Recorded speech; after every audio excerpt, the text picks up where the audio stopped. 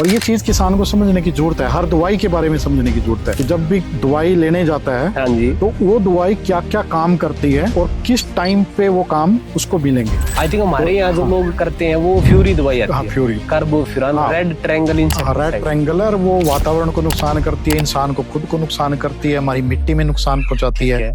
नए पत्तों पे जो आयरन की जो कमी आएगी वो सफेदी की तरफ पत्ता नजर आएगा, सफेद सा पत्ता। ठीक है, पूरा पत्ता ही सफेद सा नजर आएगा। और जो जिंक की कमी है, जिंक की कमी कहते ना, मैं कितना खर्च कर रहा हूँ और कितना मेरे को फायदा हो रहा है, ठीक है, तो वो किसान को देखना पड़ेगा कि अगर मैं 4000 का प्रोडक्ट अपने खेत में डाल रहा हूँ तो उस 4000 से मेरे को क्या 6000 मिल रहा है या 8000 मिल रहा है। यही किसान भाइयों असली कॉस्ट जो बचाई जाती है यहीं पे है। आप खेत में पैसा तभी बचा पाएंगे जब आप रेगुलर विजिट करेंगे, और विजिट करने का ये मतलब नहीं होता कई किसान भाई खेत में देखाते हैं फसल ऊपर से अच्छी दिख रही है, जैसे ही घुटन खेत में बनी वहीं एक छोटा सा हमारा दुश्मन कीट है हॉपर, ब्राउन प्लांट हॉपर और व्हाइट प्लांट हो। तो ये जो कीड़ा है ये इतनी कैपेसिटी रखता है कि 3 दिन के अंदर आपके पूरे खेत को जो हरा भरा आपने पाला पोसा अभी तक वो उसको पराली बना सकता है, पूरा फसल में कुछ नहीं छोड़ेगा।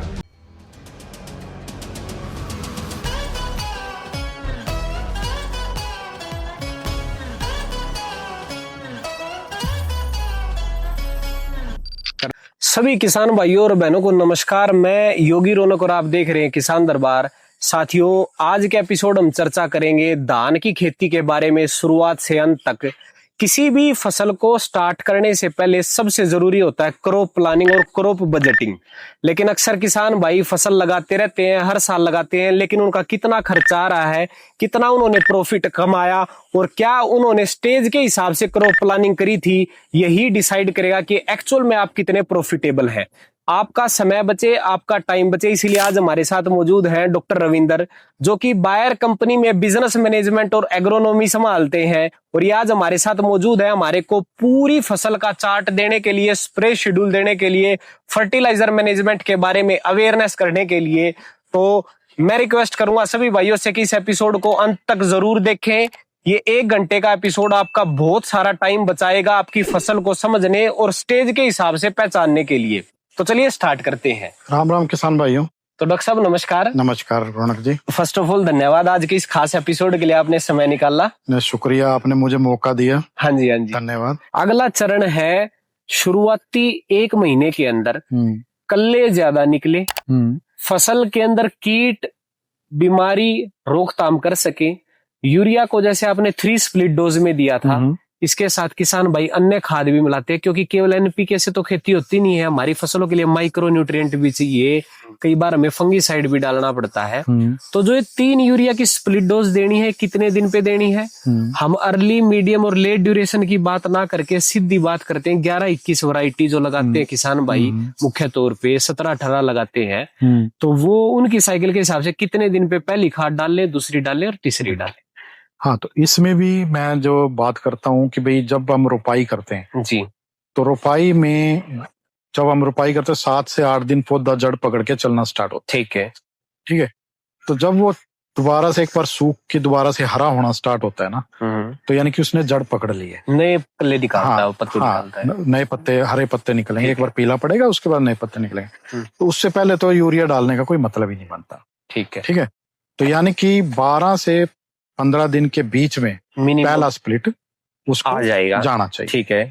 उसके बाद 10-10 दिन के अंतराल पे वो खाद उसमें सारा खाद दे सकता है। अच्छा, मतलब कि पहला अगर 15 दिन पे आया तो अगला 25 दिन पे, 35 दिन पे, फिर 11-21 की हम बात करें तो 45 दिन तक, ठीक है, उसका सारा खाद कंप्लीट हो जाना चाहिए। 15, 25, 35 हाँ, 35 फाइनल स्टेज, फाइनल स्टेज आ जाएगा। तो उस 3 स्प्लिट में उसका कंप्लीट हो जाएगा। तो 35 दिन पे जो खाद डलेगा, हाँ जी, तो वो 40-45 दिन तक उसका काम करेगा। अब यहाँ सबसे जरूरी है कि फर्टिलाइजर में क्या देना है, उसके लिए एक नाम है फर्टिलाइजर कंपैटिबिलिटी। हाँ, कौन से खाद आपस में मिक्स किए जा सकते हैं, कौन से में मिक्स नहीं करने चाहिए।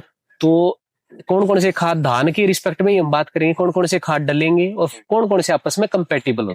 तो यूजुअली देखो, अगर देखा जाए तो सिर्फ एक कंपैटिबिलिटी का इशू जो आ रहा है वो आता है सिर्फ डीएपी और जिंक का।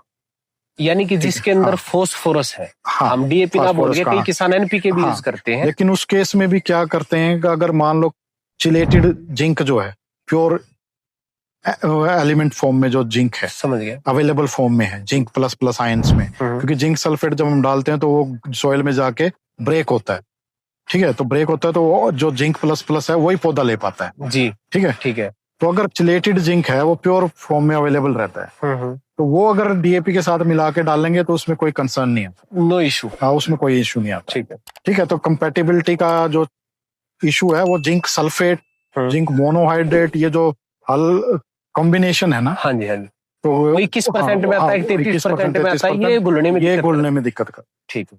तो अगर प्योर जिंक है तो वो आप डाल सकते हो डीपी के साथ भी, यूरिया के साथ भी मिक्स करके डाल सकते फिर हो। उसकी डोज चेंज हो जाएगी। हाँ, डोज चेंज हो जाएगी। हाँ। वो मान लो जैसे अगर ब्रॉडकास्ट कर रहे हैं तो वो 10 किलो डलता है, तो ये करीब करीब 150 से 200 ग्राम स्प्रे में जाएगा और 500 ग्राम वैसे बेसल में डाल। ठीक ठीक, समझ गया। ठीक है, तो पहले यूरिया की बात करते हैं। 15 दिन की हमारी फसल हो चुकी है, यूरिया के साथ फसल के हिसाब से क्या चीज हमारे को उस स्टेज पे देना जरूरी है? हाँ। कई बार क्या होता है, हमारे साथ भी पर्सनली एक्सपीरियंस हुआ है कि वो पहला खाद मिस हो गया, पड़ोसी की टिलरिंग बहुत जबरदस्त है, उसके बाद हमने बहुत बार यूरिया भी डालिया, खाद भी डाली, पर वो स्टेज मिस होगी तो मिस होगी। तो इस स्टेज पे क्या खाद, क्या न्यूट्रिशन फसल को दें कि उसका इनिशियल बूस्टअप अच्छा हो जाए? इस स्टेज में जो 10-15 दिन का जो पीरियड होता है ना, 15 दिन से लेके और 25 दिन का जो पीरियड है बहुत इंपॉर्टेंट है टिलरिंग के लिए। ठीक। इस दौरान जड़ों की जितनी बढ़ोतरी होगी उतना ही पौधा अच्छा चलेगा। ठीक है, ठीक है, जड़ों का काम करना है। हाँ, तो इसमें किसान को 3 समस्याएं मुख्य तौर पे दिमाग में घूमती है उसके। नंबर 1, भाई मेरी जड़ों का फैलाव अच्छे से हो जाए। ठीक है। ठीक है। नंबर 2, जड़ों में कोई कीड़ा या कोई बीमारी ना लगे, पेस्ट ना हो। ठीक है। ठीक है। नंबर 3, मेरे खेत में गोब की सुंडी ना आए। अच्छा, गोब की सुंडी स्टेज पे आ जाती है? हाँ, टिलरिंग जैसे स्टार्ट होगी, ठीक है, तो गोब की सुंडी का भी प्रकोप आने का संभावना बन जाती है उसमें। ठीक है सर। तो ये 3 समस्याएं किसान को किसान की सोच में आ जाती है कि मेरे को 3। अब इसके लिए किसान चाहे तो अलग अलग 3 चीजें फूट की अलग दवाई डाले जड़ों की बढ़ोतरी के लिए, इसके लिए जड़ के कीड़े के लिए, बीमारी के लिए उसके लिए अलग दवाई डाले, ठीक है, और गोब की सुंडी की अलग दवाई डाले। ठीक है। एक तो है ये तरीका। जबकि मार्केट में कुछ ऐसी चीजें भी उपलब्ध हैं जो कि है तो केमिकल, बट उनका जो टेक्निक है, केमिकल कंपोजिशन है, वो इस तरीके से है कि वो इनडायरेक्टली कीड़े को तो कंट्रोल करती है, ठीक है, साथ में रूट की ग्रोथ में हेल्प करती है। फाइटोटोनिक इफेक्ट। हाँ, फाइटोटोनिक इफेक्ट। ठीक। ठीक है, तो वो जब रूट की ग्रोथ में हेल्प करती है तो वो फुटाव की दवाई नहीं है वो, बट वो रूट ग्रोथ होगा, तो यानी कि जो आपने क्या उसमें न्यूट्रिशन दिया है तो वो ज्यादा न्यूट्रिशन अब्जॉर्ब करेगा अपना। मतलब फुटाव का लेना देना किसी दवाई से नहीं है, जड़ों के विकास से। जड़ों के विकास से। तो पहली चीज जो इम्पोर्टेंट हुई, जो आपने बताया, अल्टरनेट वेटिंग एंड ड्राइंग, पानी सुखा सुखा के लगाना है, ऑटोमेटिक जड़ें ज्यादा जाएंगी। दूसरी चीज जो आप ये कुछ दवाई बता रहे हैं, दवाई बता रहा हूँ, तो ये दवाई का क्या होता है कि इस दवाई से जड़ों का फैलाव होता है। तो अगर आपने खाद कुछ डाला नहीं और जड़ों का फैलाव करवा दिया तो भी प्लांट नहीं चलेगा कैसे, जब वो जड़ों को मिलेगा क्या? सही बात। खुराक ही नहीं दी तो खुराक आपको देनी पड़ेगी उसमें। ठीक है, वो खुराक दोगे तो जैसे यूरिया डालते हैं फर्स्ट स्प्लिट में, तो उसी में मिला के वो दवाई आप डाल सकते हो। ठीक है, तो वो दवाई डालने से क्या होगा कि जड़ों का फैलाव होगा, जड़ों में जैसे दीमक या कोई कीड़ा, उससे बचाव होगा, कंट्रोल होगा। दूसरा क्या चीज है, जो गोब की सुंडी आने वाली है आगे, उसको प्रिवेंट करेगा, यानी कि 20 दिन तक उसको प्रिवेंट करेगा। तो वो भी अगर दवाई मार्केट में हम बात करते हैं, आज के टाइम पे उपलब्ध है। तो एक नई दवाई आई है मार्केट में, बिकोटा के नाम से। क्या नाम है सर? बिकोटा। हाँ, ठीक है। तो ये 5 किलो प्रति एकड़ के हिसाब से। क्या टेक्निकल है सर इसमें टेट्रानिलीप्रोल प्लस फिप्रोनिल। हाँ, फिप्रोनिल ऑलरेडी किसान भाई यूज करते हैं, किसान भाई यूज करते हैं। हाँ, प्लस टेट्रानिलीप्रोल। हाँ, ये दोनों का कॉम्बिनेशन है। तो सर तो अभी कई किसान भाई, बिकोटा इज नॉट कि भाई हर किसान उसको यूज नहीं करता हो, शायद उसके पास में कोई दुकान वाला, लोकल दुकान वाला हो जो इतना ब्रांडेड सामान ना रखता हो। हमारा उद्देश्य है कि हर तबके के किसान तक ये बात जो है। इजीली इस्तेमाल कर सके। हाँ। तो जो हम चार्ट दें, केवल फिप्रोनिल भी अगर उसको मिलता है हाँ। तो शायद वो उसको भी वो इस्तेमाल कर सकता है इस्तेमाल, लेकिन उसकी सही अवस्था क्या है ठीक है, डालने की। ठीक है। कई भाई किसान भाई ये करते हैं को 30 दिन पे डालते हैं उसको जाके, अच्छा, 35 दिन पे डालेंगे उसको तो जाके। 15 दिन पे डालना है। तो वो 15 से 25 दिन के बीच में, जो मैं बिकोडा की बात कर रहा हूँ, ये 15 से 20 दिन की रेंज है इसकी। ठीक है, ठीक है। फिप्रोनिल है जो 15 से 25 दिन की रेंज में आप डाल सकते हो। ठीक है। तो जब आप इस विंडो में आप इसको केमिकल को डालोगे ना, तो तब जाके ये अपने ये तीनों फायदे करेगा। ठीक है। अगर आप जाके 30 दिन पे डालोगे तो 30 दिन पे इसने फिर एक ही काम करना है, क्योंकि फुटाव उस टाइम तक हो चुका होगा। है। ठीक है। तो जड़ों में कीड़ा भी समझ गया जो नुकसान करना होगा कर चुका होगा, तो उस टाइम पे जाके वो एक भाई गोब की सुंडी को आने से रोक देगा। तो मैं अगर ये सारे फायदे किसी दवाई के, और ये चीज किसान को समझने की जरूरत है, हर दवाई के बारे में समझने की जरूरत है। ठीक है, ठीक है, कि जब भी दवाई लेने जाता है हाँ जी, तो वो दवाई क्या क्या काम करती है ठीक है। और किस टाइम पे वो काम उसको मिलेंगे। अगर मैंने 3 फायदे किसान को बताए जी, और वो फिर भी 30 दिन पे डालेगा, तो उसको ये चीज समझनी चाहिए कि वो रूट ग्रोथ कैसे करेगा वो 30 दिन पे जाके, या वो जड़ के कीड़े को वो 30 दिन पे कैसे कंट्रोल करेगा। तो वहां उसने पैसा तो पूरा लगाया, ठीक है, बट फायदा एक उठाया। जबकि अगर वो सही स्टेज पे डालता तो उसको 3 फायदे मिलते, 2 दवाई उसको एक्स्ट्रा दूसरी डालने की जरूरत नहीं थी। ठीक है। तो वो उसकी सेविंग हो जाती। तो 5 किलो फिप्रोनिल प्लस ये टेट्रानिलिप्रोन, साथ में यूरिया की डोज कितनी रखनी है सर फर्स्ट फर्टिलाइजर पे?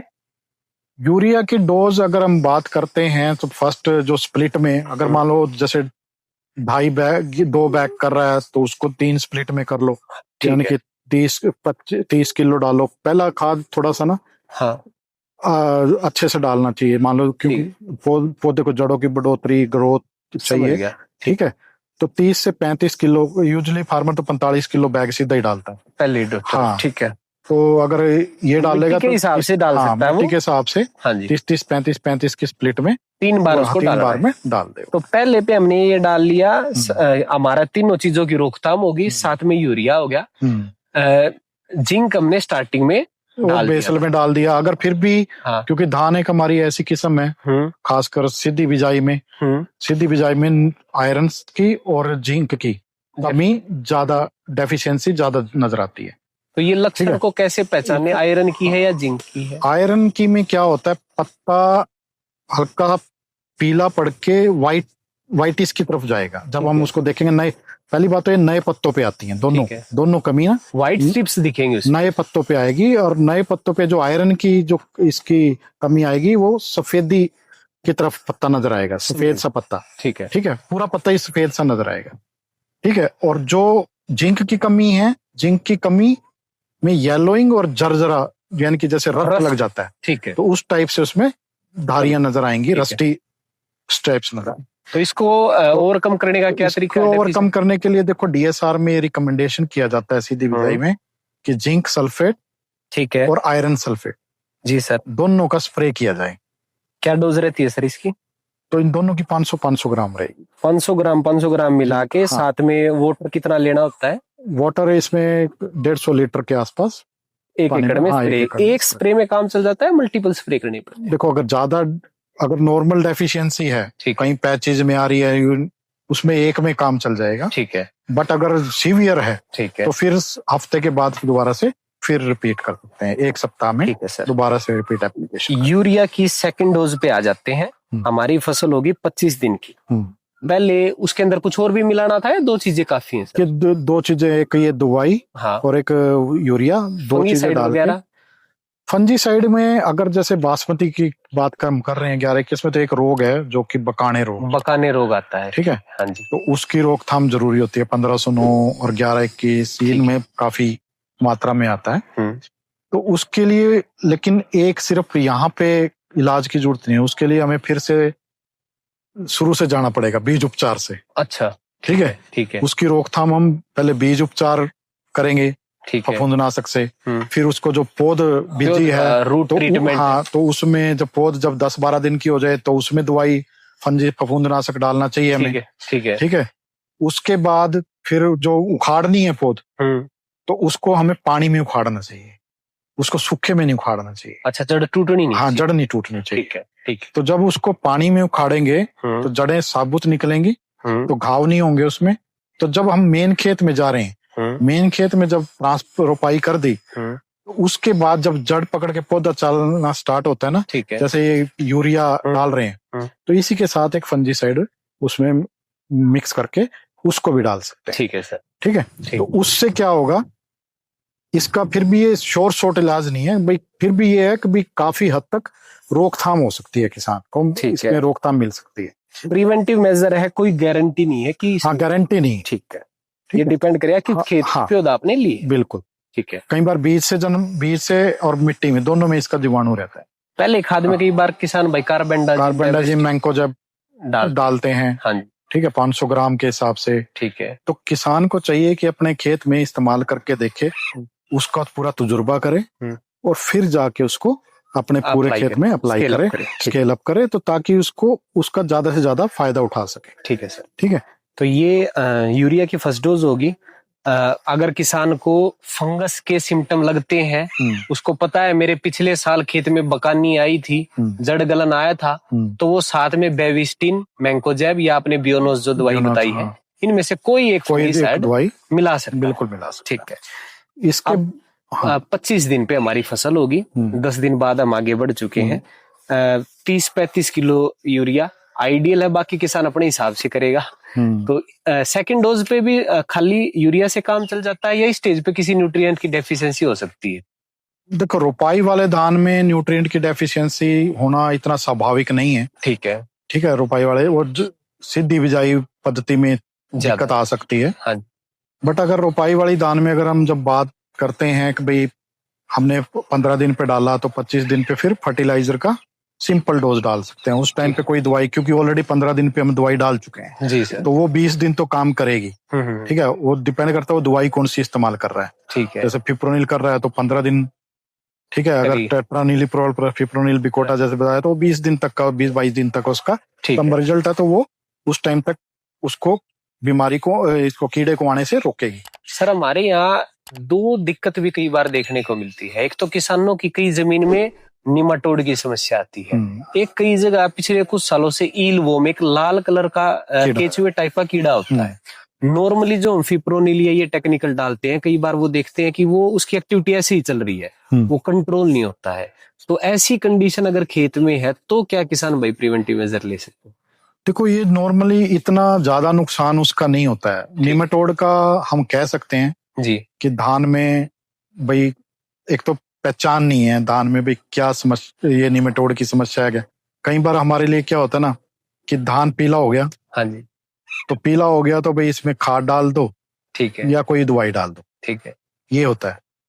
तो निमाटोड हमारे यहाँ नंगी आंखों से दिखता नहीं है, नेकेड आई से दिखता नहीं है, तो इसलिए हमें उसका पता भी नहीं है कि भाई धान में कैसे आता है और कैसे नुकसान करता है। गांठ बनती है उसकी, आई थिंक, है ना, गांठ, हुक बनता है, हुक। ठीक है। जो जड़ें होती है ना, जब आप पौधे को उखाड़ के देखो, एक तो होता है पैचेज में आता है। अच्छा, जैसे मान लो नर्सरी में भी कई बार हम देखते हैं कि भाई एक जो एरिया है वो पीला पड़ रहा है, कहीं से फिर दूध हरा है, फिर पीला पड़ रहा है, फिर तो उसमें हम कई बार रेगुलर स्प्रे करते रहते हैं, फिर भी कोई असर नहीं होता। जिंक का भी कर लिया, आयरन का भी कर लिया, ठीक है, यूरिया भी डाल लिया, बट फिर भी कोई बात है, किसान बोलता है मैंने इतना कुछ कर लिया, दवाई भी डाल ली, फंजीसाइड भी, फिर भी कंट्रोल नहीं हो रहा। तो कहीं ना कहीं वो हो सकता है कि निमाटोड की समस्या हो। तो पौधे को जब उखाड़ के देखेगा तो अगर उसकी जड़ों में हुक बना हुआ है नीचे, ठीक है, तो इसका मतलब निमाटोड है। ओके, ठीक है। तो निमाटोड के लिए स्पेशलाइज दवाई करनी पड़ेगी, उसको आप नॉर्मल दवाइयों से कंट्रोल नहीं कर सकते। ठीक है। आई थिंक हमारे यहाँ जो लोग करते हैं वो फ्यूरी दवाई आती है, fury, carbofuran, red triangle insecticide. Red triangle वो वातावरण को नुकसान करती है, इंसान को खुद को नुकसान करती है, हमारी मिट्टी में नुकसान पहुंचाती है। ठीक है, तो पॉइजनस है। रेड निशान के टेक्निकल तो वैसे भी कम गवर्नमेंट ने बैन कर रखे हैं, तो उसका तो यूजेज हमें करना ही नहीं चाहिए, क्योंकि वो सारी परिस्थितियों में हानिकारक होता है, हमारी मिट्टी की सोइल बायोलॉजी। बिल्कुल। तो ऐसे में उसका सब्स्टिट्यूट क्या हो सकता है? उसका सब्स्टिट्यूट देखो, एक ऐसा क्रांतिकारी एक प्रोडक्ट बायर ने लॉन्च किया था। ठीक है। और ये एक ऐसा प्रोडक्ट है जो कि जिसको नॉर्मल तौर पे 2 साल रजिस्ट्रेशन को लगते हैं। CIB के रजिस्ट्रेशन जो ओके। गवर्नमेंट रजिस्ट्रेशन देती है ना, ठीक है। CIB को, तो इसको 1 साल में रजिस्ट्रेशन मिला। हम्म क्यों? क्योंकि इसका नीड था, हम्म और जो साइंटिफिक कम्युनिटी है, गवर्नमेंट ने इसके नीड को पहचाना कि ये प्रोडक्ट की एफिकेसी परफॉर्मेंस को देखा, तो उन्होंने 1 साल में इसको अर्ली अप्रूवल दिया कि ठीक है। ये प्रोडक्ट हमें चाहिए। तो वेलम प्राइम नाम से जो बायर का प्रोडक्ट आता है, तो ये नीमेटोड के लिए हाईली इफेक्टिव, काफी फेमस प्रोडक्ट काफी है। famous मैं product जो भी है। अमरूद की खेती करते हैं, आई थिंक अमरूद में एक ही सॉल्यूशन बायर ही बिल्कुल, देती है। बिल्कुल। बट सर ये कॉस्टली बहुत ज्यादा है। एक धान की खेती वाले के लिए वेलम प्राइम आई डोंट थिंक वो कॉस्ट इफेक्टिव होगा।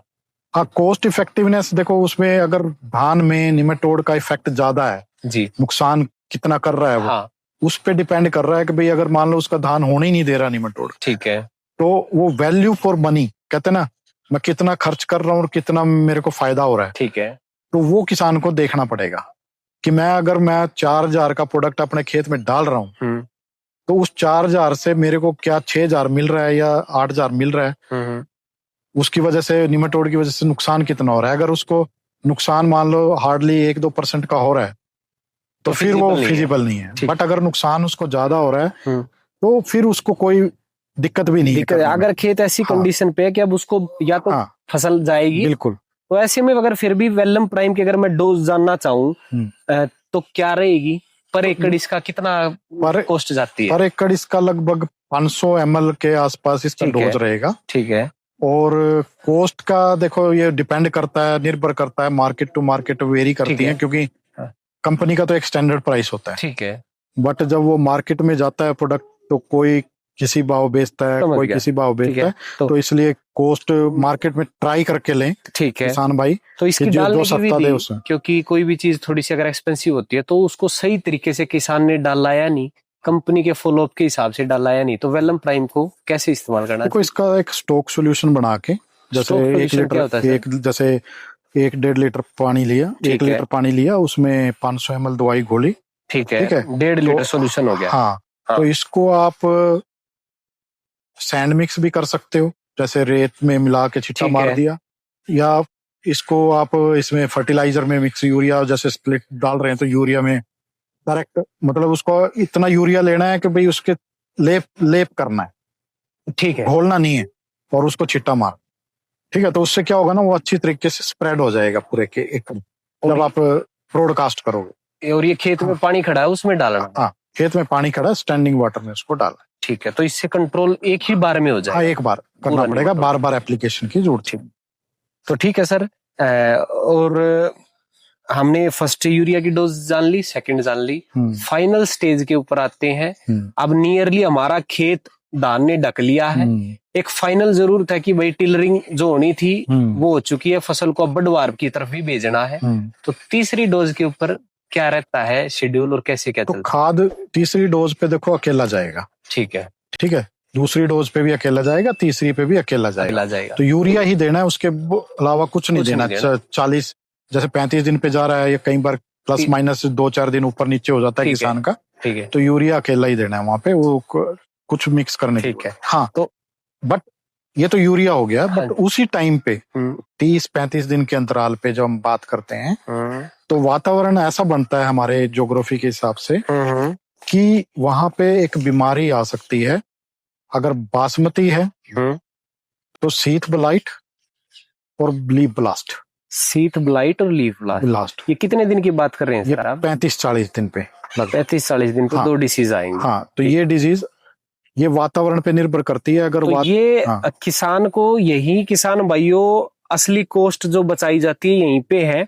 आपको हम जो दवाई बता रहे हैं उसका स्प्रे नहीं करना है, आपको केवल अपने खेत के अंदर स्काउटिंग करनी है, फसल को मॉनिटर करना है।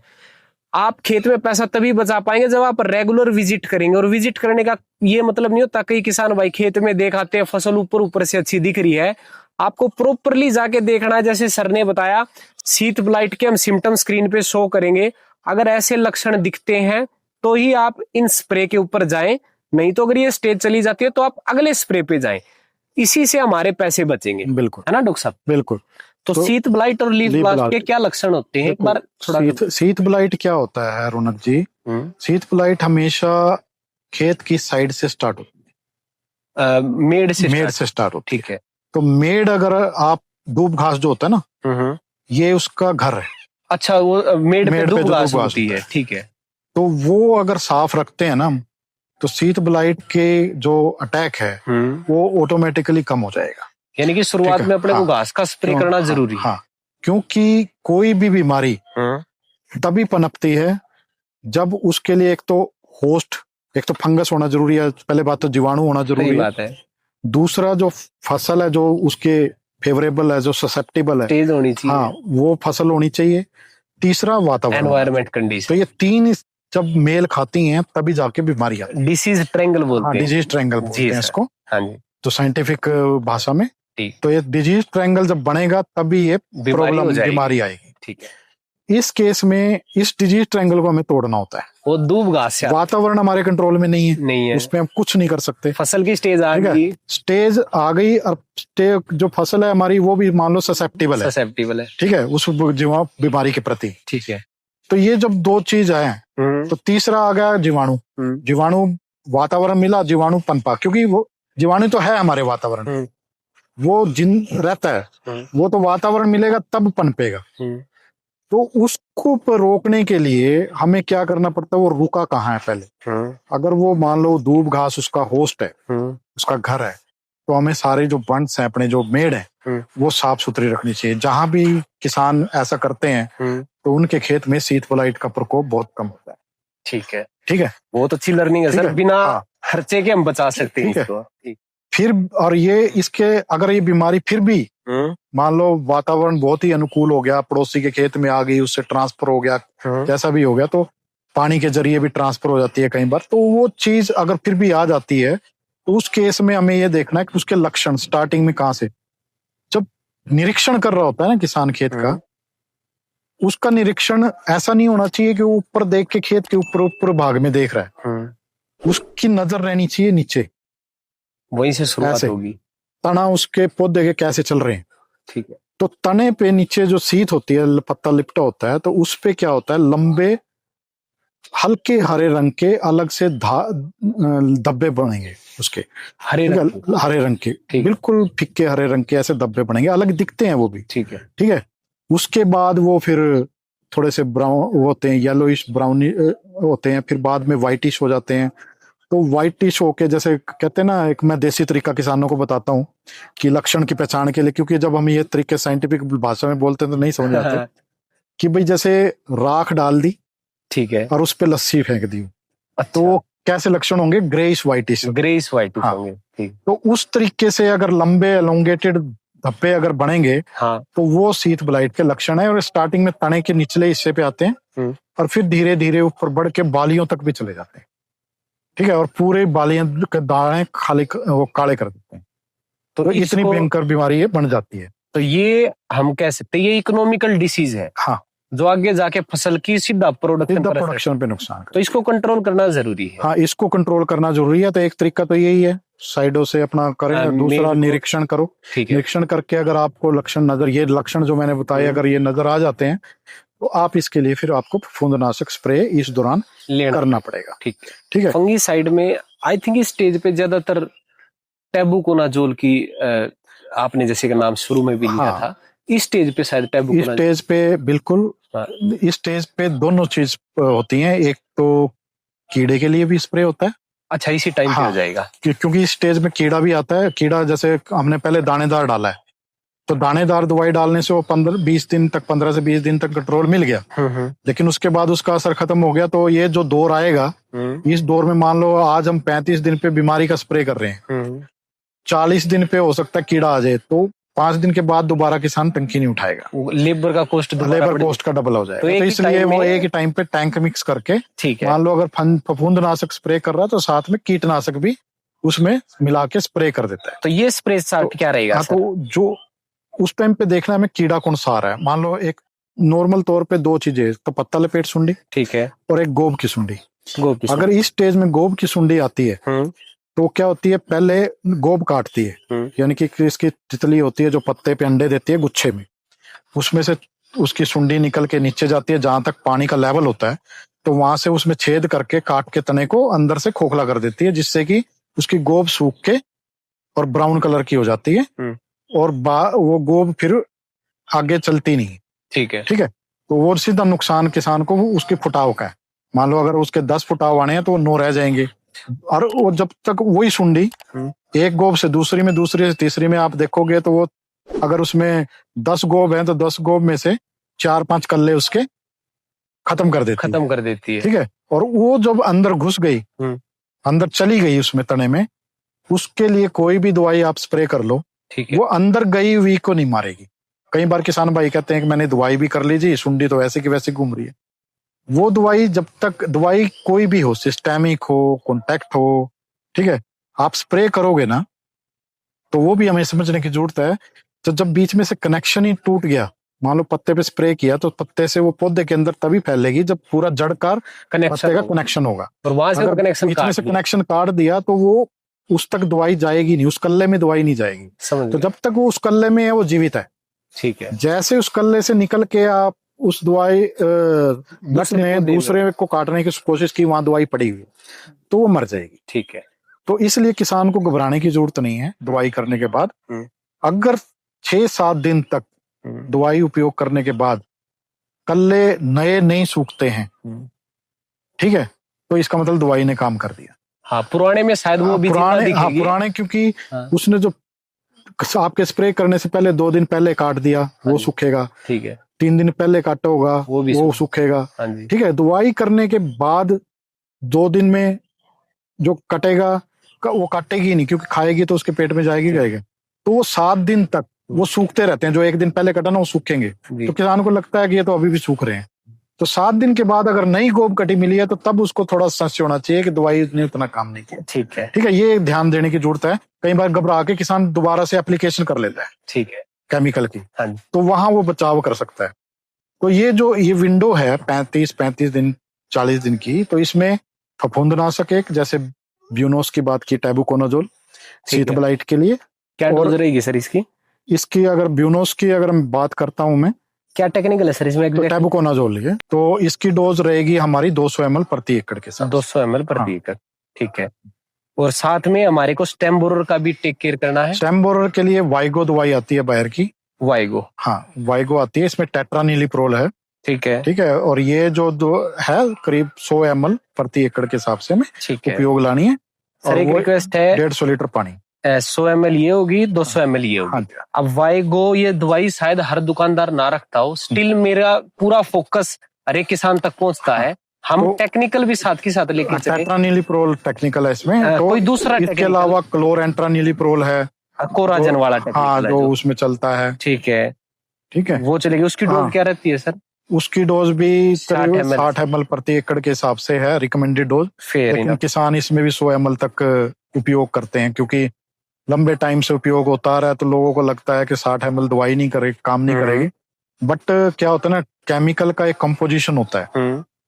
अगर सेम ग्रुप केमिकल का है तो वो केमिकल अगर 60 ml में भी उतना ही काम करेगा, अगर रेजिस्टेंस हो गया तो वो 200 ml में भी काम नहीं करेगा। ठीक है, ठीक है, हाँ, टॉलरेंस हो जाता है। अगर डोज बढ़ाने से पेस्ट कंट्रोल हो रहा है तो इसका मतलब कीड़ा अपने अंदर सहन शक्ति बढ़ा रहा है। ठीक है, तो इसलिए जो केमिकल किसान काफी लंबे टाइम से करते आ रहे हैं, तो उसका अगर आज 60 ml पे कंट्रोल नहीं हो रहा तो इसका मतलब कीड़ा उसके प्रति अपनी सहनशीलता बढ़ा रहा है। तो आज वो 60 ml की बजाय 100 ml काम कर रहा है। ठीक है, ठीक है, तो उस एंगल से किसान को भी देखना चाहिए, कभी भी अंडर डोज और ओवरडोज कभी नहीं करनी चाहिए। ठीक, तो ये 2 दवाई होगी हमारी। मेरी फेवरेट आपने नहीं बताई, हम काफी टाइम से बायर की फेम दवाई है, 30 ml उसकी डोज आती थी। हाँ, हमारे को याद फ्लूबेंडामाइड टेक्निकल है, तो फेम बायर ने बंद कर दिया है। अच्छा जी, तो फेम बायर का नहीं आएगा। ठीक है, तो इसकी जगह पे ही वाइगो बायर ने लॉन्च की है। ठीक है सर, ठीक है, ओके, ऑल राइट। हाँ, तो ये हमारा फर्स्ट स्प्रे हो गया। हाँ, इसमें कुछ स्टिकर वगैरह मिलाने होते हैं? स्टिकर की जरूरत नहीं है, क्योंकि अगर वाइगो जैसे क्वालिटी टेक्निकल आप कर रहे हो, ब्यूनोस जैसे क्वालिटी टेक्निकल आप कर रहे हो, तो आपको स्टिकर की जरूरत नहीं है, क्योंकि इसमें पहले से ही हाई क्वालिटी के एडजुवेंट और सरफेक्टेंट मिले होते हैं। ब्यूनोस, टैबुकोनाजोल हो गया, कस्टोडिया भी इस्तेमाल करते हैं किसान भाई। हाँ, डॉक्सिस्ट्रोबिन प्लस टैबुकोनाजोल भी एक टेक्निकल आता है। वो शीत ब्लाइट उसका भी, हाँ, जिसमें टैबुकोनाजोल है वो सारे करेंगे। हाँ, वो सारे इसमें सीथवलाइट में काम करेंगे। Fair enough sir. तो ये हमारे पास एक ऑप्शंस हो गए, ऑप्शंस हो जाते हैं। जोक्सिप्लस टैबू हो गया, या ट्राइफ्लोक्सीप्लस टैबू जैसे नटिवो है, नटिवो भी सीथवलाइट पे काम करता है। ठीक है। तो इस तरीके से विभिन्न प्रकार की फफूंदनाशक दवाइयां मार्केट में उपलब्ध हैं। तो हमें बस उसका राइट डोज और राइट टाइम पे एप्लीकेशन करना है। हमें तो बस ये देखना है राख के ऊपर लस्सी लगी है तो बीमारी आई है, वरना खर्चा मत करो। वो जो डिस्क्रिप्शन है तो उससे क्लियर पता चलता है कि ये लक्षण जो हैं ये सीथवलाइट के हैं। काफी किसान पहचानने भी लग गए हैं क्योंकि नॉर्मल तौर पे ये रहता है। तो हम स्टेज के हिसाब से पहुंच चुके हैं, रिप्रोडक्टिव स्टेज की तरफ चले गए हैं। 45-50 दिन पे हमने एक स्प्रे ले लिया है अगर बीमारी आई है तो। उसके बाद आती है जब हमारी रिप्रोडक्टिव स्टेज की शुरुआत होती है, पैनिकल इनिशिएशन स्टार्ट होता है, गाभ्य की अवस्था जिसको बोलते हैं। तो गाभ्य की अवस्था जैसी टच होती है तो मैं फर्स्ट प्रेफरेंस जानना चाहूंगा, पानी प्रबंधन कैसे करना चाहिए? क्या पानी के अंदर कुछ बदलाव करना है? सिंचाई कैसे देनी है कि हमारा जो बालियां हैं वो अच्छे से निकले, उनमें ग्रेन फिलिंग अच्छे से एक शुरुआत हो जाए, तो वो बताएं सर। देखो, जो मैंने जैसे कि शुरुआत में बताया कि हमारा माइंड सेट है जी कि धान पानी की फसल है जी, ठीक है, इसको पानी चाहिए, दूसरी फसलों के मुकाबले ज्यादा चाहिए। ठीक है, ठीक है। इसका मतलब ये नहीं है कि इसको हमारे को खेत भर के रखना पड़ेगा तभी धान हो। ठीक है। तो जब हमारे फुटाव हो गया ना, फुटाव तक हम पानी जैसे ऑल्टरनेट उस पे कर रहे हैं, उसके बाद हमें पानी ना देख देख के ही लगाना है कि भाई जरूरत है कि नहीं। नॉर्मल तौर पे क्या होता है कि हम ऊपर से हमारा खेत नॉर्मली आपको लगेगा सूख गया है, अंदर नमी, लेकिन जो जड़े जहां तक हैं करीब करीब 15 सेंटीमीटर तक डेप्थ तक धान की जड़ें जाती हैं। ठीक है। तो उस रेंज तक पानी नॉर्मल रहता है हमारे खेत में। ठीक है। ठीक है। तो वहां जब तक पौधे को जड़ों के जरिए पानी अवशोषित कर रहा है तब तक हमें पानी लगाने की जरूरत नहीं होती। और जितना हम पानी कम लगाएंगे ना इस पीरियड में, जो गोब की अवस्था होती है, ठीक है, पैनिकल इनिशिएशन से लेके यानी कि झंडा पत्ता बनने से लेके और जो बाद तक का जो पूरा बाली पूरी निकल जाए, ठीक है, उस टाइम तक हमें ज्यादा पानी भर के खड़ा नहीं रखना खेत में। सिर्फ उतना पानी देना, पतला पतला सा पानी, कि वो नमी बरकरार रहे उस टाइम पे, ताकि सोखा ना लगे खेत में। क्योंकि सोखा लगेगा तो कि उसमें जब बालियां निकलेंगी तो थोथा रहने की स्थिति बनेगी, पटास उसमें बन जाएगी, तो वो नुकसान हो जाता है। ठीक है। तो उसमें नमी बरकरार रखनी है हमें, खेत में पानी खड़ा नहीं रखना। मतलब उसको 15 सेंटीमीटर तक मिट्टी खोद के देखनी है अंदर नमी है, उसके लिए भी एक तरीका है। ठीक है। किसान भाइयों को ज्यादातर इस चीज का प्रचार हुआ नहीं, लेकिन एक ये विकसित तकनीक है कि एक जैसे पाइप आती है ना 4 इंची पाइप, प्लास्टिक की पाइप, वो प्लास्टिक की पाइप लो 1 फुट पूरी, और उसमें 15 सेंटीमीटर यानी कि आधे फुट पे नीचे छेद कर लो उसमें। ठीक है। ठीक है। तो ये आप दिखा भी सकते हो फोटोज की, मैं आपके शेयर कर दूंगा। तो उसमें छेद कर लो, छेद करके वो एक खेत में 2 जगह पे जहाँ पे लगा दो, जो मेड़ होती है, मेड़ से करीब 5-7 फुट अंदर। ठीक है। और उसमें देखो, जब आप उसमें फिर जैसे गाड़ोगे ना उसको, तो उसमें से अंदर से मिट्टी सारी बाहर निकाल दो। तो छिद्र जो है ना, अगर खेत में नमी है, पानी है, तो उस छिद्रों में से वो उसमें इकट्ठा होता रहेगा। अच्छा। तो यानी कि 15 सेंटीमीटर नीचे दबाया, 15 सेंटीमीटर वो ऊपर रहेगा। इसको बोलते हैं alternate wetting and drawing system. ठीक है। ठीक है। तो उसमें जाके आप देखोगे ना, तो आपको अगर उसमें पानी नजर आ रहा है नीचे, मान लो 1 इंच भी पानी नजर आ रहा है, तो अभी स्टेज नहीं है, आपको पानी देने की जरूरत नहीं है।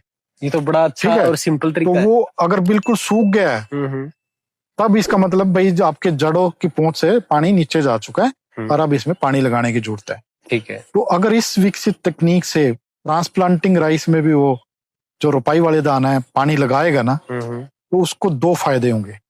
एक तो पानी की बचत, यानी कि रोपाई वाले धान में भी पानी की बचत हम इस तरीके से कर सकते हैं।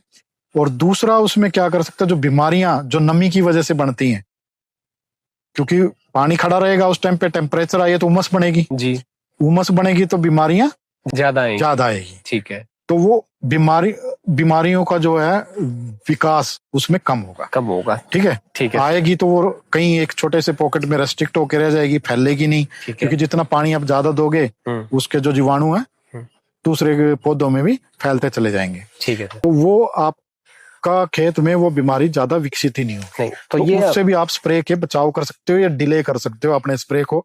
जहां पे आप 3-3, 4-4 स्प्रे कर रहे हो, 4 स्प्रे कर रहे हो, तो वहां हो सकता है आपका 3 स्प्रे में काम चल जाए। हो सकता है जब आप स्काउटिंग करके या देख रेख करके निरीक्षण करके स्प्रे कर रहे हो, तो हो सकता है पूरे सीजन में ही आपके 2 फंजीसाइड के स्प्रे हो। ठीक है, काफी सही तो है। ये चीज यहाँ पे हम इंटीग्रेटेड क्रॉप मैनेजमेंट हम करेंगे, हाँ, तो कॉस्ट इफेक्टिव हो सकता आएंगे। है। ठीक है सर। तो इरिगेशन पार्ट हो गया। प्री फ्लावरिंग डिसीज पेस्ट क्या आते हैं, उसके लिए स्प्रे शेड्यूल क्या आता है, वो हो गया। अब आते हैं बात पोस्ट फ्लावरिंग। हमारी बालियां निकल चुकी हैं, कहीं ग्रेन फिलिंग हो रही है, डफ फिलिंग हो रही है, या ग्रेन मैच्योरिटी की स्टेज है, जो ये विंडो है आखिरी का 1 महीना आपने जैसा बताया था, इस दौरान मेजर पेस्ट एंड डिसीज क्या रहते हैं। किसान को स्काउटिंग करनी है तो क्या उसको खेत में देखना है कि क्या चीज आ रही है स्टेज के हिसाब से, और अगर वो सिम्टम दिखते हैं तो क्या स्प्रे शेड्यूल आखिरी महीने का होना चाहिए, ताकि इकोनॉमिक डैमेज ना हो। अगर छोटे मोटे कीट तो देखो फसल उसमें आएंगे, 5-7%, 10% तो हाँ। कीट वैसे भी घूमते ही रहते हैं। जी सर। कई बार तो ऐसी चीज होती है कि कीड़ा हमारे नुकसान पहुंचा नहीं रहा, लेकिन हम उसको मारने की कोशिश करते हैं, उसके लिए भी स्प्रे कर देते हैं। तो ऐसे ऐसे खर्चे किसान बचा सकता है। तो ये जो आपने बताया बिल्कुल सही। हाँ। जो भाई गोब की अवस्था है, हाँ जी, वो चाहे फसल हो, चाहे इंसान हो, चाहे जानवर हो, सबसे सेंसिटिव होती है। बिल्कुल ठीक है। ठीक है। तो इस अवस्था में नाजुक होता है शरीर, मतलब पौधे का भी, इंसान का भी, किसी भी जीव का। ठीक है। तो यहाँ पे बीमारी ज्यादा जल्दी जकड़ती है, क्योंकि वो बच्चे को जन्म दे रहा है। हाँ, क्योंकि वो कमजोर होता है, उस टाइम पे सेंसिटिव होता है। ठीक है। तो इस पे देखभाल करना बहुत जरूरी है जी। तो अगर किसान जब निरीक्षण कर रहा है अपनी फसल का, तो यहाँ पे जो सिचुएशन बनती है ना, उस टाइम पे क्या होता है, पौधा पूरा कवर कर लेता है, खेत को पूरा हाइट ले लेता है, स्प्रेड हो जाता है। ठीक है। तो जब पौधा स्प्रेड हो गया तो उसने पूरे खेत को ढक लिया। ठीक है। तो ढकने से क्या होगा, नीचे हम उसमें इरिगेशन लगा रहे हैं, तो इरिगेशन से टेम्परेचर हाई है, तो क्या होगा, उमस बनेगा, सफोकेशन, घुटन जिसको बोलते हैं। जैसे ही घुटन खेत में बनी, वहीं एक छोटा सा हमारा दुश्मन कीट है, होपर, ब्राउन प्लांट होपर और व्हाइट प्लांट होपर, बीपीएच और डब्ल्यूबीपीएच। ठीक है। तो ये पनपना कहने को तो बहुत छोटा जीव है, बट उतना ही खोटा जीव है। 60-70 दिन पे शुरू हो जाएगा, हो जाता है। ठीक है। तो ये जो कीड़ा है, ये इतनी कैपेसिटी रखता है कि 3 दिन के अंदर आपके पूरे खेत को, जो हरा भरा आपने पाला पोसा अभी तक, वो उसको पराली बना सकता है, जला देगा फसल, पूरा फसल में कुछ नहीं छोड़ेगा। ठीक है। अगर आपने ध्यान नहीं दिया, मतलब मल्टीप्लाई ज्यादा जल्दी, मल्टीप्लाई बहुत जल्दी होता है। ठीक है। ठीक है, 3 दिन के अंदर इतने लाखों की संख्या में हो जाएगा कि, और ये डोगियों में आता है हमेशा। डोगियों में क्यों आता है, यानी कि जो पैचेज में आता है। तो पैचेज में क्यों आता है, जहां थोड़ी सी धान संघनी लगी है, जहां पे पौधे ज्यादा संख्या में हैं, तो वहां से स्टार्ट होता है, क्योंकि वहां पे एयर क्रॉस नहीं हो रही, अंधेरा ज्यादा है। हाँ, अंधेरा ज्यादा है, घुटन ज्यादा बनेगी, ज्यादा संघने पौधे होंगे, ठीक है, ज्यादा घिणकी धान जो होगी, तो उसमें ज्यादा घुटन होगी। ठीक है सर। तो उसकी वजह से वहां से स्टार्ट होगा, और धीरे धीरे धीरे धीरे इसकी पॉपुलेशन ऐसे फैलती चली जाएगी, और ये अपने पूरे खेत को कब्जे में ले लेता है। और बस ये मैंने तो देखा है इसका भाई 3-4 दिन के अंदर कैसे खेत बिल्कुल फूस बन जाता है। तो एक ये हो गया हमारा सकिंग पेस्ट, ये सकिंग पेस्ट हो गया। पिछली स्टेज में हमने स्प्रे शेड्यूल में किया था स्टेम बोरर और लीफ होल्डर, और वो साथ में किया था फफूंदनाशक। तो वो था जो पेड़ को चबा के खाता है, बिल्कुल। ये है जो चूस के खाता है। तो जो चबा के खाता है उसका टेक्निकल अलग, हाँ, चूस के खाने के लिए जहर अलग देना पड़ेगा। वो सेम जहर उस पे काम नहीं करेगा। तो इसमें क्या इस टाइम पे कोई बीमारी, इस टाइम पे बीमारी भी बहुत क्रिटिकल है। इसमें भी दोनों बीमारी आ सकती हैं। शीत ब्लाइट भी आ सकती है यहाँ पे। अच्छा, जो शीत ब्लाइट अगर पहले कंट्रोल नहीं हुई तो वो चलती रहेगी, क्योंकि अगर वो चलती रहेगी। दूसरा जो लीफ ब्लास्ट है, और जो नेक ब्लास्ट है, ठीक है, जो ब्लास्ट बीमारी है, एक ही जीव है, 3 प्रकार के ब्लास्ट होते हैं। एक पत्ते पे आती है, पत्ते पे जो कि आंख आकार के धब्बे बनते हैं, भूरे रंग के, हाँ भूरे रंग के आंख आकार के धब्बे बनते हैं, बीच में से सफेद होता है, जैसे आंख होती है ऐसे ही नजर आते हैं वो समझ पत्ते पे। गया, ठीक है। ठीक है, वो पत्ते पे आते हैं। दूसरा फिर वो गांठ पे आती है, जो गांठ होती है ना तने की, अच्छा, हाँ तो उसकी गांठ को ठीक है, ब्राउन कलर की गांठ हो जाती है, तो वो नोड ब्लास्ट बोलते हैं। ठीक है, तीसरा जो आता है गर्दन तोड़, ठीक है, जो कि नेक ब्लास्ट, यानी कि बाली जब निकल गई तो बाली के जो जस्ट नीचे ज्वाइंट होता है वहां पे ब्राउन कलर का होके और वो बाली गिर जाती है, उस बाली में दाने नहीं भरे, दाने नहीं बनते, वो खाली रह जाते तो हैं। ये ब्लास्ट की स्टेजेस ही है। हाँ, एक कंट्रोल अलग- नहीं हुई तो लीफ से नाड़ी पे, नाड़ी हाँ, से बाली पे। जीवाणु एक ही है, हाँ जी, जो इसका जीवाणु है जो नुकसान करता है। ये फंगल डिसीज है। हाँ उल्ली है ये, मतलब फंगल ठीक फंगल है, disease। फंगस डिसीज है। ठीक है, ठीक है, तो ये जो है, तो ये बासमती किस्म की मेन बीमारी है। मेन बीमारी बासमती की है, होगी, और मेन इंसेक्ट हो गया Main brown plant, brown plant हो। दोनों एक ही टाइम पे आए हुए हाँ। खेत में। तो ठीक है, दोनों का नियंत्रण करना बहुत जरूरी है। ठीक है, ठीक है, तो नॉर्मल तौर पे जो बूटिंग स्टेज है, यानी कि गोब जब बन रही है, ठीक है, तो मोटी नाड़ी मोटी हो जाती है, उसको गोब की अवस्था फार्मर बोलते हैं। 60-70 दिन की साइकिल हाँ, 60-70 आती है। तो उस टाइम पे एक स्प्रे करना चाहिए किसान को, इसका होपर का भी और फफूंदनाशक का भी। कौन सा स्प्रे तो यहाँ पे एक तो आता है होपर के लिए, जैसे पाइमेट्रोजिन आ गया, ज्यादातर किसान? हाँ ज्यादातर किसान क्या यूज डोज रहती करते है हैं। सर स्टीलिस की? इसकी जो स्टेज है 120 ग्राम प्रति एकड़ के हिसाब से इसका स्प्रे होगा। ठीक है, ठीक है, साथ में इससे भी एडवांस हाँ जी, मॉलिक्यूल बायर ने भी दिया हुआ है, ठीक है, पाइमेट्रोजिन प्लस इथिप्रोल। पायोमेट्रोजिन प्लस इथिप्रो। हाँ, ठीक है, तो इसकी क्या रहेगी? वो कर्बिक्स प्रो के नाम से आता है। कर्बिक्स प्रो। हाँ, ठीक है सर, डोज तो 170 ग्राम प्रति किले के हिसाब से। क्या डिफरेंस है सर पायोमेट्रोजिन में और इसके अंदर?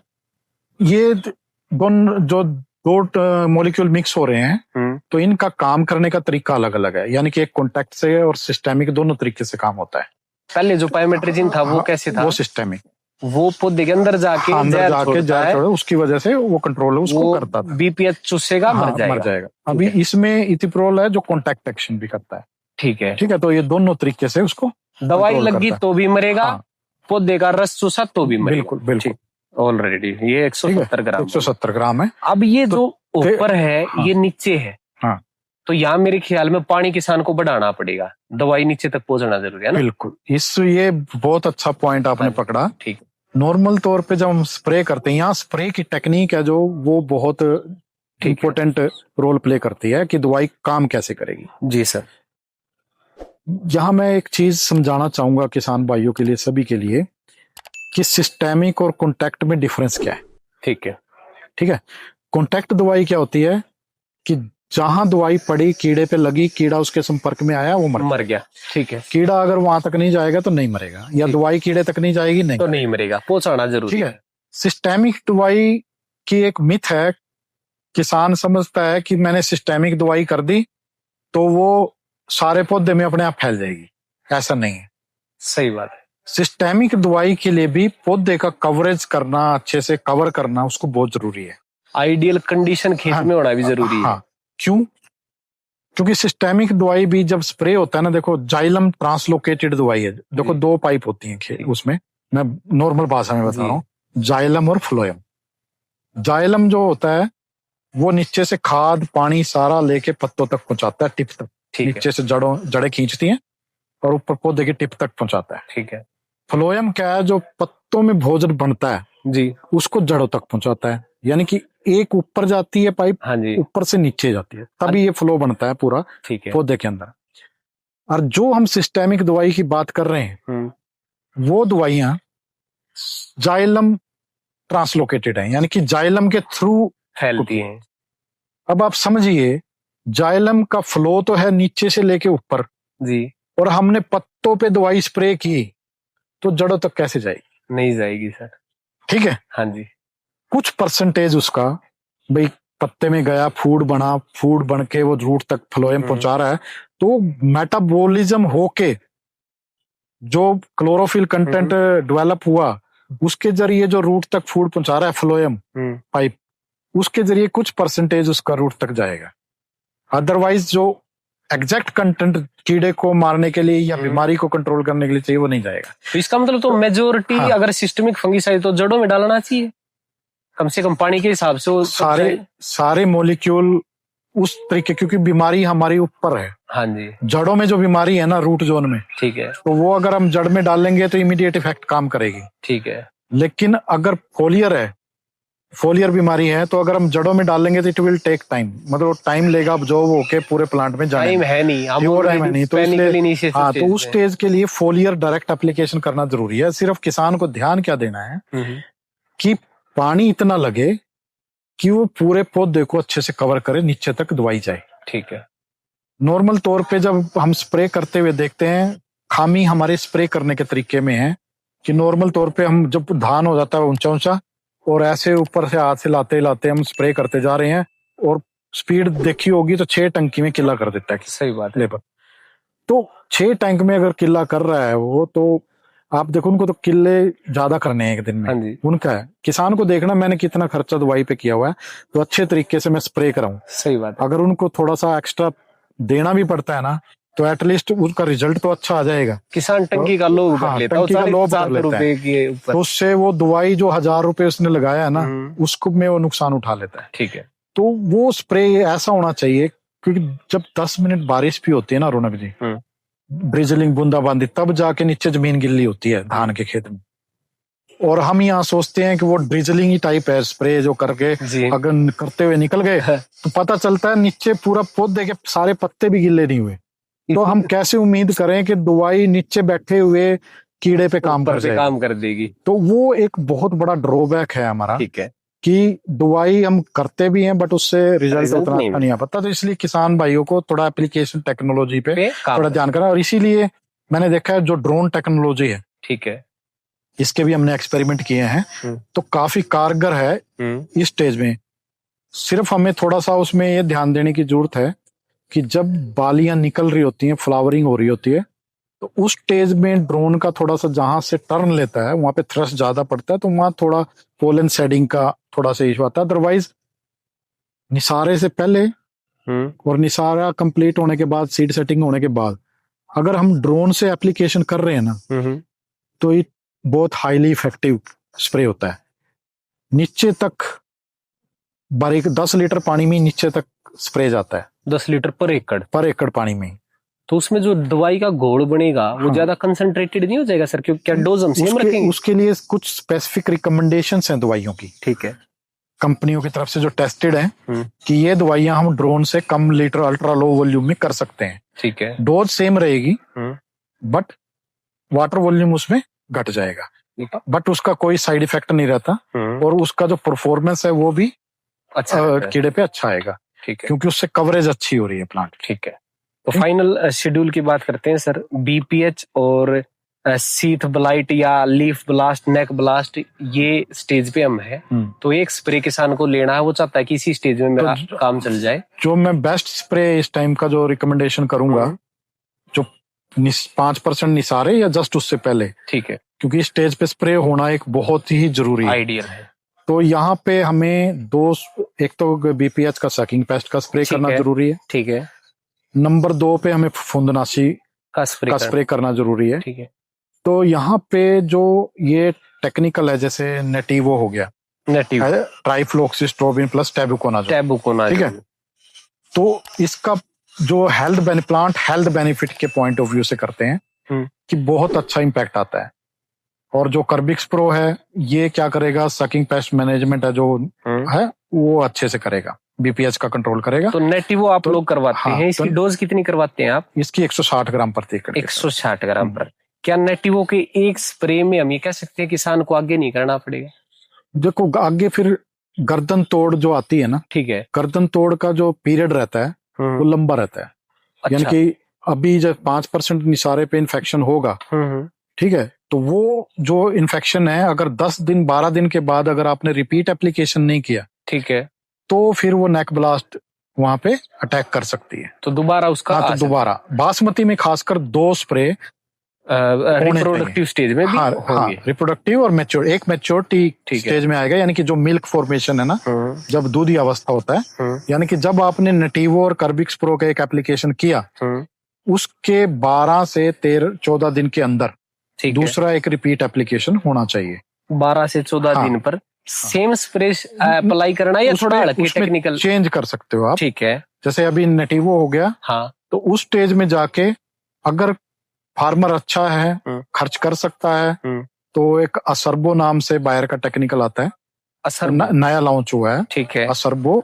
सर आप, मैं रिक्वेस्ट करूंगा अगेन, टेक्निकल ऐसे लें जो नए ना हो, पुराने हो मार्केट में। मैं सिर्फ अवेयरनेस के लिए बता रहा हूँ कि असर्बो टेक्निकल या असर्बो केमिकल आता है, ठीक है, जो बायर ने नया लॉन्च किया है, जो कि ब्लास्ट के लिए, नेक ब्लास्ट के लिए खासकर रिकमेंडेड है। ठीक है। इसकी डोज 200 ml प्रति 200 ml असर्बो। ठीक है। ये है अगर किसान बड़े स्केल पर कर रहा है और अच्छा वो चाहता है। दूसरा क्या होता है, एक जो मॉलिक्यूल है नेक ब्लास्ट के लिए, वो है आइसोथायोप्रोनोल। आइसोथायोप्रोनोल। हाँ, ठीक है।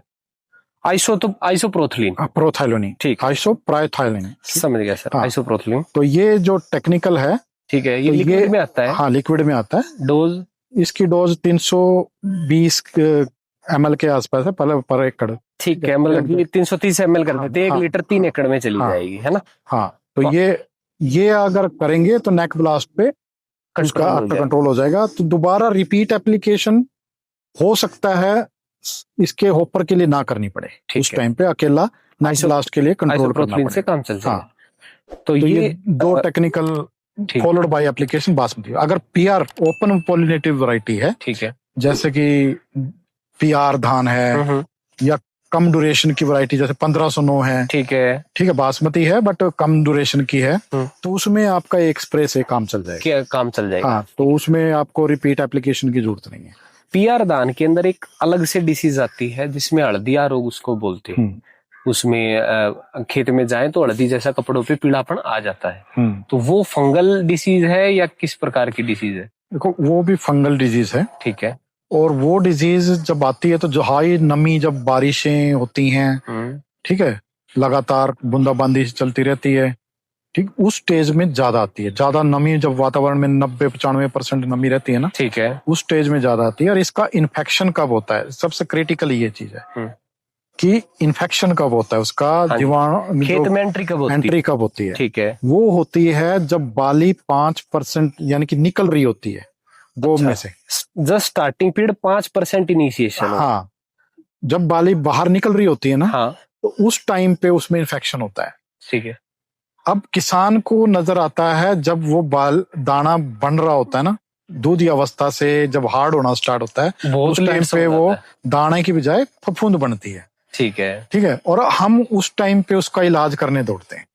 तब उसका इलाज नहीं है, कोई इलाज नहीं, ठीक है। दुनिया भर की केमिकल किसान इस्तेमाल करता है, ठीक है, लोग बेचते हैं, बट किसान को कोई फायदा नहीं होता है, ठीक है। तो मैं किसानों से ये अनुरोध करूंगा कि इसका इलाज जो है ना उसी टाइम पे करे जब धान निकल रहा होता, बालियां निकल रही होती हैं धान, ठीक है, उस टाइम पे आपको इसका फफूंदीनाशक का स्प्रे करना चाहिए, ठीक है। उस तौर पे अगर जितना परसेंटेज जैसे आपने नटीवो किया है उस टाइम पे फॉलोड बाय एक एप्लीकेशन कर रहे हैं, तो उस खेत में ऑटोमेटिकली कमी आएगी, ठीक है। 100% कंट्रोल आप इसका कर नहीं सकते, क्योंकि ये वातावरण के अनुसार फैलेगा ही फैलेगा, जी सर, ठीक है। आपने कर लिया स्प्रे, अच्छा कर लिया, दूसरे पड़ोसी ने, क्योंकि कम्युनिटी अप्रोच चलेगी इसमें, आप पड़ोसी ने नहीं किया तो वो जीवाणु उठ के उसमें आपके खेत में आएगा, ठीक है। आपने ऑलरेडी अगर केमिकल किया हुआ है, फफूंदनाशक अच्छा किया हुआ है, अच्छी क्वालिटी का किया हुआ है, तो वो उसमें इन्फेक्शन कर नहीं पाएगा, ठीक है। लेकिन जैसे ही आपने गैप दिया, मान लो किसी भी फफूंदनाशक का रिजल्ट 10 से 12 दिन का रिजल्ट आता है, जी, ठीक है। कई लोग बोलते हैं 30 दिन का मिला, 20 दिन का मिला, मैं उसको कभी फेवर नहीं करता, ठीक है। इवन हम अभी अपने टेक्निकल की बात करें तो कोई भी फफूंदनाशक है, टेक्निकली अगर बात करें तो हमेशा हर टेक्निकल का एक तरीका होता है कि नीचे से यहाँ से काम करना स्टार्ट करेगा, पीक पे जाएगा, उससे फिर डिग्रेड होके नीचे एक प्लेटो बनाता है, ठीक है। तो ज्यादा से ज्यादा 7 दिन तक उसका पीक रहता है, ठीक है। उसके बाद प्लेटो डिवाइड करके नीचे जाएगा, तो ज्यादा से ज्यादा 12 दिन तक उसका पूरा फंगीसाइड की फंगिसाइड साइकिल बता रहे हैं हाँ, आप। खत्म हो जाता है। ठीक है। तो उस केस में हम कहते हैं कई बार बीमारी नहीं आती, वातावरण अनुकूल नहीं होता, तो हमें ये लगता है कि इस दवाई ने तो 20 दिन कंट्रोल किया, मेरे खेत में 30 दिन कंट्रोल किया, और उसी लालच में हम दूसरा स्प्रे करते नहीं है। जी सर। हम उसी धोखे में रह जाते हैं कि पिछले साल 30 दिन कंट्रोल मिला था मेरे को, तो आज भी 30 दिन मिलेगा, जबकि हम वातावरण नहीं देख रहे। और 30 दिन बाद किसान खेत पता चला संभालेगा, उस टाइम पे नुकसान हो जाता नुकसान हो है। जाए। तो इसलिए उस टाइम पे हमें, अगर हम टाइम पे स्प्रे कर रहे हैं, ठीक तो है। फाल समट में ऑटोमेटिकली हमें कुछ ना कुछ, ज्यादा नहीं कहता मैं, लेकिन 60-70% कंट्रोल उसका अपने खेत में ऑटोमेटिक हो जाएगा। हो जाए। ठीक तो है। ये हमने मेजर आई थिंक डिसीज समझ ली, स्प्रे शेड्यूल समझ लिया, तीनों स्प्रे हमने जान ली किसान को जो रिपीट करनी है। एट द एंड अभी जो खेती में नया चीज बढ़ रही है, जैसे आपने स्टार्टिंग में बताया, अच्छी खेती के लिए जरूरी है जड़ों का विकास करना, अच्छी खेती के लिए जरूरी है मिट्टी में ऑर्गेनिक कार्बन होना, अच्छी खेती के लिए जरूरी है कि हमारी मिट्टी भी जीवित हो, सांस ले, उसमें सोइल बायोलॉजी हो। शायद इसीलिए बहुत सारी अब बायो फर्टिलाइजर की कंपनी भी आगे आ रही है, अलग अलग बायो फर्टिलाइजर। तो धान में रोल ऑफ बायो फर्टिलाइजर क्या है, एट द एंड में ये चीज समझ के इस एपिसोड को एंड करना चाहूंगा, ताकि किसान भाइयों को बायो फर्टिलाइजर के लिए भी अवेयरनेस। बिल्कुल सही कहा। देखो, हमें जब भी कोई फसल अच्छी और सस्टेनेबल लंबे टाइम तक लेनी है, तो देखो दो चीजें, एक रीजनरेटिव प्रैक्टिस है, एक सस्टेनेबल प्रैक्टिस है। सस्टेनेबल प्रैक्टिस का मतलब होता है कि हमें जो रिसोर्सेज हैं हमारे वातावरण में जो उपलब्ध हैं, उनका जुडिशियस इस्तेमाल करके या ऑप्टिमम इस्तेमाल करके, ठीक है, एक पैदावार लेनी है, ठीक है, लंबे टाइम तक हमें पॉपुलेशन को फीड करना है जी उस फसल से। ठीक, ये हो गया सस्टेनेबल। ठीक है, लेकिन उसमें चीज घटती जाएगी, हमारे रिसोर्सेज घटते चले जाएंगे। अभी आजकल जो इंडस्ट्री का जो रोल प्ले कर रही है आज के टाइम पे, जो डिस्कशन है, टॉक ऑफ द टाउन है, वो है regenerative practices, regenerative agriculture. Regenerative agriculture में क्या है कि हमें इस्तेमाल तो करना ही करना है, साथ में उसको रीस्टोर भी करना है, प्रकृति में उतना वापस देना है। प्रोड्यूस मोर, रीस्टोर मोर, और ये बायर का मिशन भी है। ठीक है, ठीक है, कि आप ज्यादा प्रोडक्शन लो, ठीक है, रिसोर्सेज इस्तेमाल करके, बट उसको रिस्टोर भी करो। ठीक है, हमारा जो वातावरण है उसको रिस्टोर करो, हमारा सोयल है उसको रिस्टोर करो, कार्बन उतना ही देना, उसका कार्बन बढ़ाओ। ठीक है, तो उसके लिए देखो कई तकनीक है, विधि है। नंबर एक, जो भी हम फसल उगा रहे हैं उसके जो स्टबल्स हैं, स्ट्रॉ जो बचता है, रेजिड्यूज जो बचते हैं, उसको हमें खेत में ही इनकॉर्पोरेट करना चाहिए। ठीक है, ठीक है, उससे हमारा ऑर्गेनिक कार्बन कंटेंट बढ़ेगा। ठीक, हमें उस खेत से सिर्फ फसल जो फाइनल प्रोड्यूस है वो निकाल लो। ठीक है, बाकी सारी चीज उसी में खेत में इनकॉर्पोरेट कर दो। जैसे आपने धान निकाल ली, धान निकालने के बाद आपने अनाज ले लिया, उसके बाद जो बाकी बचा उसी में इनकॉर्पोरेट कर दो। वो कल को डीकम्पोज होके सोइल में ऑर्गेनिक कार्बन कंटेंट बढ़ाएगा, जिसकी वजह से माइक्रोब्स जो आग लगाते हैं लोग वो ना लगाएं, उससे वातावरण भी दूषित होता है और हमारे मिट्टी के भी जीवाणु खत्म होते हैं, माइक्रोब्स खत्म होते हैं। ठीक है, और उसका ऑर्गेनिक कार्बन भी। ठीक है, एक नंबर तो ये हो गया। दूसरा, जब दो फसलों के बीच में कुछ टाइम मिलता है तो उसमें हमें कवर क्रॉप जैसे होती है, ग्रीन मैन्योरिंग क्रॉप से उगा के हम, जैसे ढैंचा वगैरह हो गया, मूंग वगैरह, दलहनी फसलें होगी, तो वो हम लगा के मिट्टी की उपजाऊ शक्ति बढ़ा बेसिकली लेग्यूमिनस क्रॉप लगानी है जो एनवायरनमेंट से नाइट्रोजन फिक्स करके मिट्टी में बिल्कुल इनकॉर्पोरेट। तीसरा, जैसे काउ डंग मैन्योर है, गोबर की खाद है, कच्ची खाद नहीं। ठीक है, नॉर्मल तौर पे हम कई बार कच्ची खाद डाल देते हैं। कच्ची खाद से क्या होता है, वो जब डीकम्पोजिशन उसका होता है तो वो हीट जनरेट करता है। हाँ, सीडलिंग्स मोर्टेलिटी आ जाती है जी सर। तो कई बार हम डीएसआर में भी ऐसी गलती कर बैठते हैं, टीपीआर में भी, तो वो टाइम नहीं मिलता उसको डीकम्पोज होने का।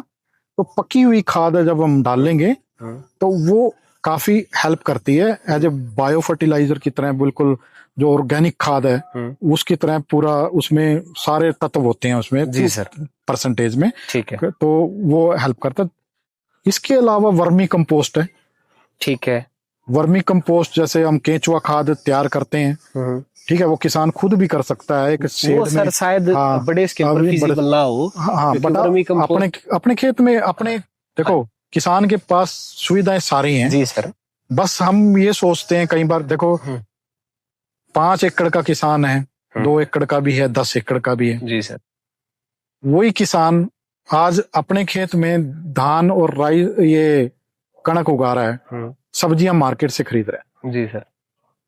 ठीक है, क्या एक अपने छोटे से एरिया में वो अपनी ऑर्गेनिक सब्जी नहीं उगा सकता? ठीक है जी सर। मतलब वो अपना खेत होते हुए, अपनी जमीन होते हुए बाहर से खा रहा बाहर से खरीद के खा रहा है और जहरीली खा रहा है। है। जी सर। हाँ बिल्कुल, ठीक है। हेल्थ की तरफ हम बात कर क्या रहे हम हैं। थोड़े से एरिया में अपनी सब्जी नहीं उगा सकते जी। सारे किसान मिलके? वहां ठीक के है। लिए वर्मी कंपोस्ट कहने के ऐसे ही option- क्या हम वर्मी कंपोस्ट अपने छोटे से एरिया में जी सर। पेड़ में हाँ जी। एक खेत में 1 साल कर लिया, दूसरे खेत में दूसरे साल कर लिया, ठीक है। ऐसे करके धीरे धीरे अपनी मिट्टी को इम्प्रूव कर सकते हैं। जी सर। ठीक है, गोबर की खाद हमारे पास है, कचरा हमारे पास है, सारा उसमें डाल के वर्मी केंचुए उसमें छोड़ने हैं। ठीक है। आपको उसमें अपना वहीं से खेत में पैदा करके अपने खेत में डाल लो। जी सर। जी। ठीक है, तो इस तरीके से किसान जब तक ये नई उन्नत तकनीक, बस उसमें क्या थोड़ी सी मेहनत ज्यादा लगती है, और वो मेहनत हमें करनी चाहिए आज के दौर में। अगर हमें अपना स्वास्थ्य देखना है, ठीक है, अपने परिवार का स्वास्थ्य देखना है, तो ये इस तरीके से हम अपने सोइल का हेल्थ, अपना हेल्थ और अपने वातावरण का हेल्थ को इम्प्रूव कर सकते हैं रीजनरेटिव प्रैक्टिसेस के जरिए। ठीक है, इवन हाँ जी, और भी इसमें कई रेडीमेड फर्टिलाइजर भी आ रहे हैं, सीवीड एक्सट्रैक्ट हैं जो सीवीड से बनते हैं, वो भी हम इस्तेमाल करते हैं। माइकोराइजा है, एक बहुत उत्तम खाद है माइकोराइजा। ठीक है, वो जड़ों से ही लेना पड़ता है उसकी, लेकिन ये आप किसान भाइयों को थोड़ा देखना पड़ेगा कि माइकोराइजा की ओरिजिनलिटी क्या है, क्योंकि कई कंपनी क्या करती हैं, प्रोडक्शन इतना लेते हैं, क्योंकि इतना आसान नहीं है माइकोराइजा डेवलप करना, क्योंकि वो पौधे की जड़ों में डेवलप होता है और उसी से फिर वो डेवलप करके पैक करके देना होता है। तो कई बार उसकी ऑथेंटिसिटी कई बार हम नहीं, जो मासिव प्रोडक्शन होता है कोई कंपनी अगर कर रही है तो कैसे कर रही है, वी नीड टू सी कि उसका ऑथेंटिकेटेड कंपनी से वो बन के आ रहा है कि नहीं आ रहा है, उसका प्रोसेस प्रॉपर फॉलो करती है कंपनी, नहीं करती। तो माइक्रोराइजा एक बहुत अच्छा खाद है जो कि रूट जोन में जब हम डालते हैं तो वो सोयल हेल्थ, माइक्रोबियल एक्टिविटी उसके जड़ों में बढ़ाता है और जिससे प्लांट डिजोल्व करता है, तो उसकी वजह से प्लांट ग्रोथ अच्छा होता है। तो ये सारी चीजें, लेकिन साथ में हमें ये भी देखना है कि जब हम माइक्रोबियल एक्टिविटी बढ़ाने के लिए माइक्रोराइजा डाल रहे हैं, कुछ और ऐसे सुडोमोनास डाल रहे हैं, ट्राइकोग्राम डाल रहे हैं, साथ में हम फंजीसाइड ना मिला के डालें। जी सर, क्योंकि वो फंजीसाइड है, साथ में हम फंजीसाइड में मतलब फंगस है और साथ में फंजीसाइड मिला के डाल रहे हैं, वो बेनिफिशियल फंजीसाइड है। हाँ जी। ओ सॉरी, वो है फंगस है, और हम फंजीसाइड मिला के डालेंगे उसमें, वो उसको अल्टीमेटली किल कर देगा। तो बेटर है कि एक पर्टिकुलर ड्यूरेशन रखें उसको एक्ट करने का, उसको काम करने का अपना।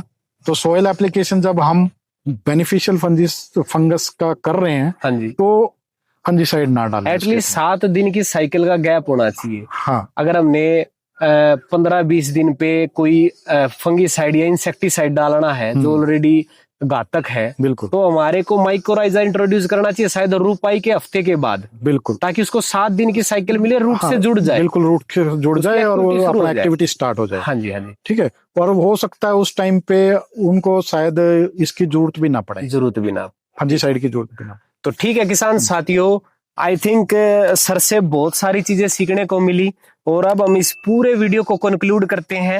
एट द एंड हमारा जानने का और समझने का मकसद ये था कि धान की खेती की क्रॉप प्लानिंग करे, क्रॉप बजटिंग करे। तो हमने समझा कि 84,000 पोटेंशियल है 1 एकड़ का।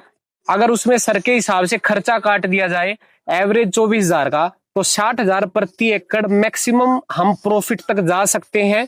इसमें भी हमारे को खर्चा कैसे कम करना है, उसके लिए पूरी क्रॉप स्टेज को समझना होगा, किस स्टेज पे क्या चीजें करी हैं। सर के हिसाब से आपको नोट्स और चार्ट आपने बना लिया होगा, लेकिन ये बिल्कुल गलती ना करें कि ये सारी दवाई, सारे स्प्रे आपको करने जरूरी है, बिल्कुल जरूरी नहीं है। हमारे को आपको अवेयर करना है कि किस स्टेज पे क्या बीमारी आ सकती है। और कई किसान भाई ये कमेंट करते हैं कि डॉक्टर साहब ने अपनी कंपनी की दवाई रिकमेंड कर दी, तो आप समझिए बिजनेस डेवलपमेंट करते हैं, हरियाणा के एग्री एक्सपर्ट हैं, तो और buyer crop science multinational company, इस पद पर जब आप होते हैं तो आपकी कुछ जिम्मेदारी होती है, आप दूसरी कंपनीज को प्रमोट नहीं कर सकते हैं, तो ये बाधित है अपनी कंपनी को बताने के लिए। लेकिन सर ने दूसरे टेक्निकल भी आपको बताए, जो भी आपके एरिया में मिलता है आप इस्तेमाल करें। सर के हिसाब से अगर आपको चलना है तो पहले एक छोटे एरिया में ट्रायल करें, फिर आप इसको बढ़ा सकते हैं। I hope this is a wonderful episode and thank you so much sir, धन्यवाद रौनक जी। टाइम। और किसान साथियों, मिलते हैं आपसे अगले एपिसोड में। जय जवान जय किसान।